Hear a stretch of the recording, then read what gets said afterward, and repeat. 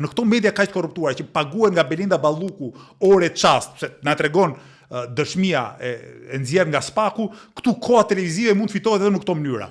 Një, qofse ty shteti, në këtë rast Balluku apo Rama, të ka bërë investitor strategjik, të ka dhënë koncesion ose të ka dhënë leje ndërtimi. E dyta, qofse ti je zari një oligark, po është një oligark që investon tek ty ore çast dhe të vendos televizion e vet në dispozicion, ose e treta, qofse e blen drejt për drejt vet kohën televizive. Po këta që e blen drejt për drejt kohën televizive, siç dyshohet rëndom se bën agron sheja, shtrohet pyetja ku i gjejnë parat. Çfarë janë këta që shhedhin kaq shumë para për të blerë kohë televizive për çfarë? Për të mirën e popullit?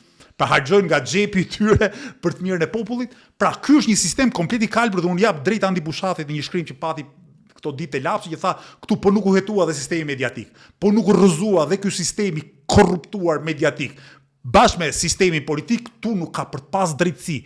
Sepse mund ndrohen kuzhinierët e korrupsion, po sistemi do qëndrojë fuqi, prandaj unë dua shumë që Spaku, Gjellëkoja të merren edhe me ndërtuesit, me oligarkët, me pronarët e mediave, sepse janë gjysma tjetër e mollës kalbur.